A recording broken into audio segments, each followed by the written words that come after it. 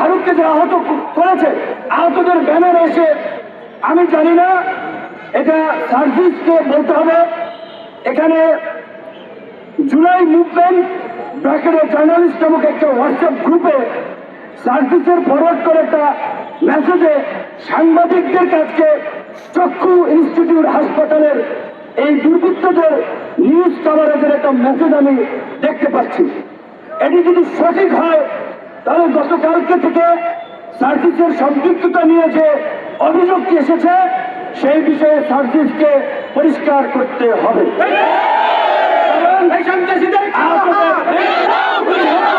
আহতদের চিকিৎসার জন্য ক্ষতিপূরণ দেওয়ার জন্য জুলাই ফাউন্ডেশন গঠন করেছে, সেটার তিনি দায়িত্বে আছেন। তাহলে তার সাথে একটা সম্পৃক্ততা স্বাভাবিকভাবে আছে। এখন এই হামলা আছে কিনা সেইটা আমরা জানি না। গ্রাম পরিষ্কারভাবে আমাদের নেতা কর্মীদেরকে বলে দিতে চাই, ধৈর্যের সীমা ছাড়িয়ে গেছে, সহ্যের বাঁধ ভেঙে গেছে। আগামী 24 ঘন্টার মধ্যে এই হামলাকারী শরীফ, ইল্লুল, তনয় সহ সাইফুল সহ যারা চিহ্নিত হয়েছে তাদেরকে যদি প্রশাসন গ্রেপ্তার না করে, যেই হাত দিয়ে ফারুকের গায়ে আঘাত করেছে ওই হাত আপনারা ভেঙে দিবেন।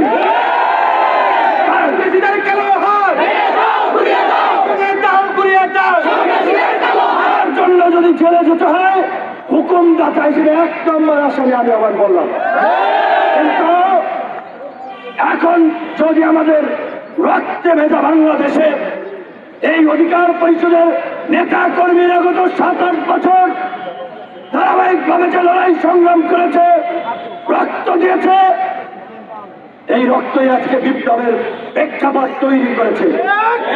আমরা উপদেষ্টা হই নাই, সরকারে যাওয়ার জন্য আকুপাকু করি নাই, আমরা রাজনীতি করে নির্বাচিত জনপ্রতিনিধি হতে চাই।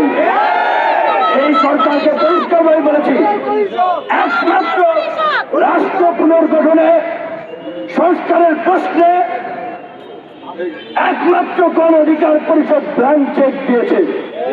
আপনাদের যতদিন লাগে ক্ষমতায় থাকেন, আল্লাহর হস্তে এই যে আমাদের মধ্যে জুলাই বিপ্লবকে কেন্দ্র করেছে জাতীয় ঐক্য এবং সংহতি তৈরি হয়েছে, সেটার দিকে নজর দিয়ে সকলের মতামত দিয়ে রাষ্ট্র সংস্কার করুন। সরকারের বিরুদ্ধে বক্তব্য দিয়েছে নাকি, তাই ওই টোকাই নাকি খেপে গিয়েছে।